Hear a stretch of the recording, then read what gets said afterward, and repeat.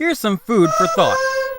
Can it be juice? Thank you, my lovely artificial audience. It's the show about extracting nutrients from plant matter. It's time to meet a fruit forefather. Can it be juice? On Pikmin 2 on the GameCube, Wii, and Nintendo Switch, after landing in the Valley of Repose and entering the Emergence Cave, you move forward and there it is! Next to the quenching emblem as if by fate, the first treasure of the cave that you would think is a simple crop, the citrus lump, found in the level right before the beloved, overpowered purple Pikmin. Would be your assumption, but that would be wrong. So I think it's time for us to look at the fruit you know, and actually observe its origins.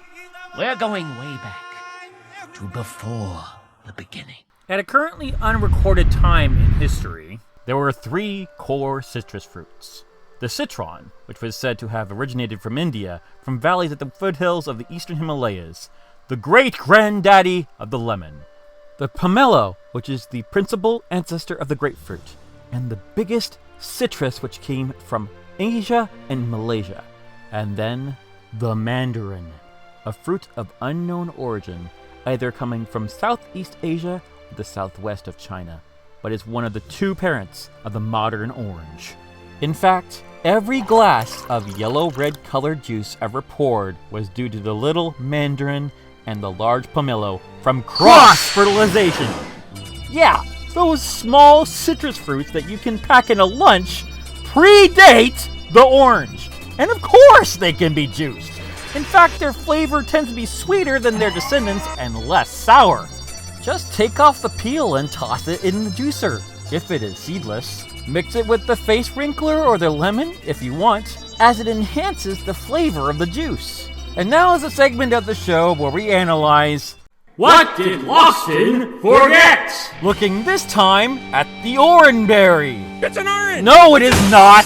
As the Chinese knows what's up with this fruit, they grew it after all. Yes, Loxton, you got the fruit wrong, you dork! Also, why would an orange give 10 HP? And this berry's flavors are ridiculous! Let me explain. So, in Generation 3, where this berry debuted, it was every single flavor. Spicy, dry, sweet, bitter, and sour. Then for some reason from Generation 4 on, its sweetness was gone. How does that remotely make sense? How do you breed out a fruit's sweet flavor?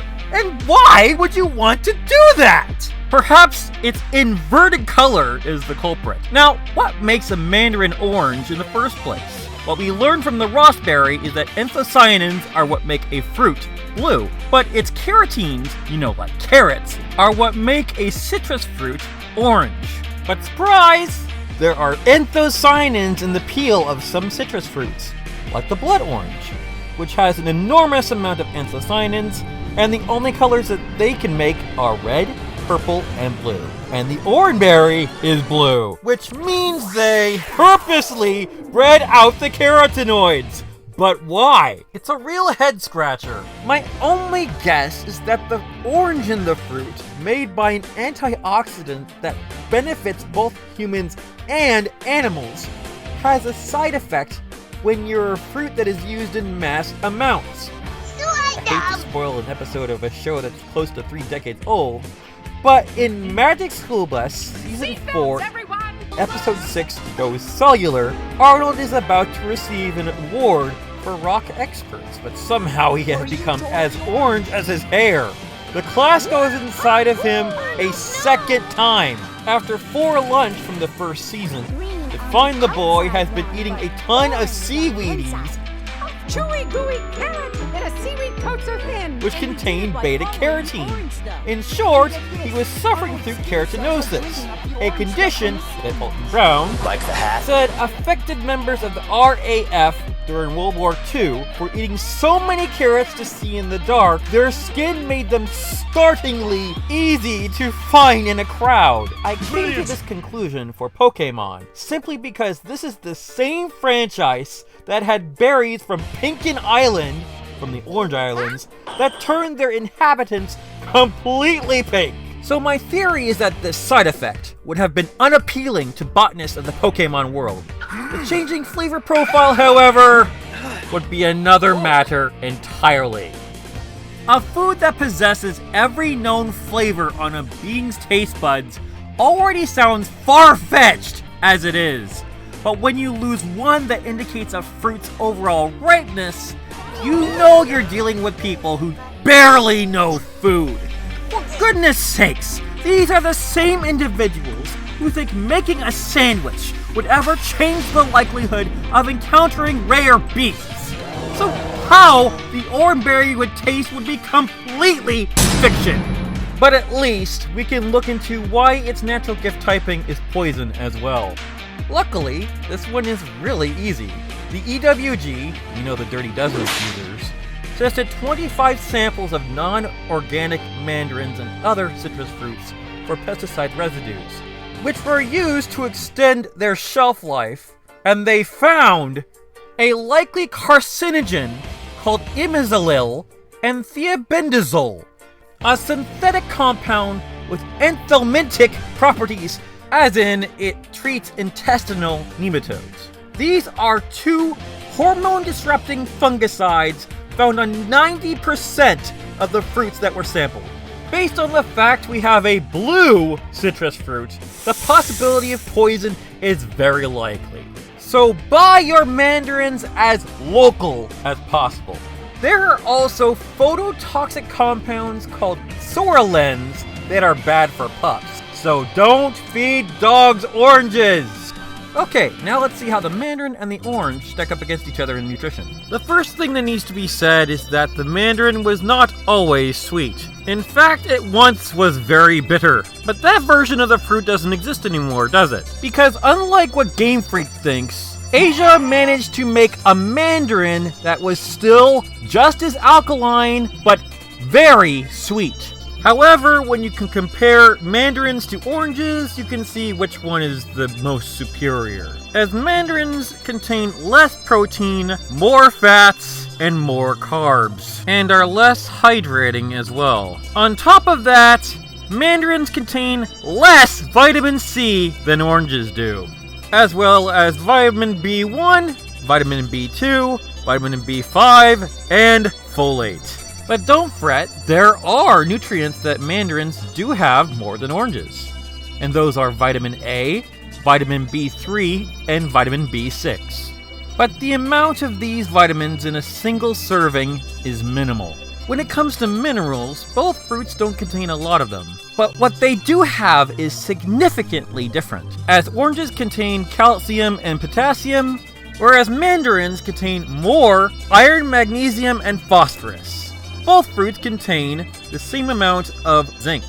Curiously, oranges do not contain sodium, whereas mandarins do.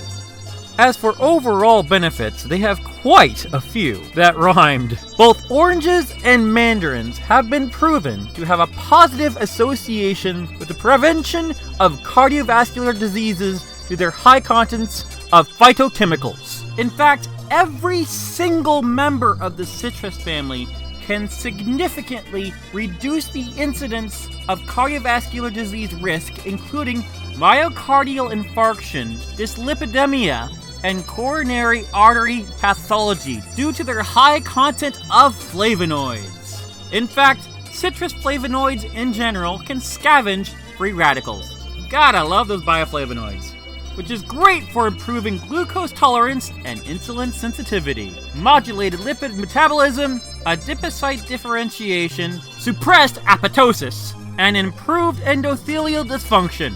Lastly, they can help create agents to help lose weight. Also, a few studies have been made with citrus fruits concerning the risk of certain cancers. One found it can protect from non-cardiac cancer, but not from cardiac cancer. But they did find that it was good for mouth, larynx, and pharynx, as well as stomach cancer, where they decrease the risk by 40 to 50%. They are also good sources of fiber of the soluble variety that can also help reduce cholesterol levels, decreasing your risk of stroke or heart attack. In fact, the soluble fiber in mandarins absorb water and help you feel full longer. This can help maintain weight and prevent overeating. On top of that, these fruits are neurologically beneficial as they help prevent Alzheimer's and aid the development of the neural tube and red blood cells for babies, which lowers the chance of possible disabilities in pregnancies. Not to mention, the juice itself on you promotes healthy hair growth for when it's applied to your hair and gives it a nice, shiny characteristic and bounce as well. The juice nourishes your scalp and removes the blockage. However, it needs to be mixed with hair gels for the best results. The fruit has a few side effects though, as excessive ingestion due to its still acidic nature can lead to acid reflux, thus causing an irritating sensation in your food pipe, just like lemons and limes. Also, in a sense of irony, taking too much of its fiber can cause weight gain. So as always, consume responsibly. If you like what you see, press like, subscribe, and smash that bell to get notifications on the channel where everything grows on you.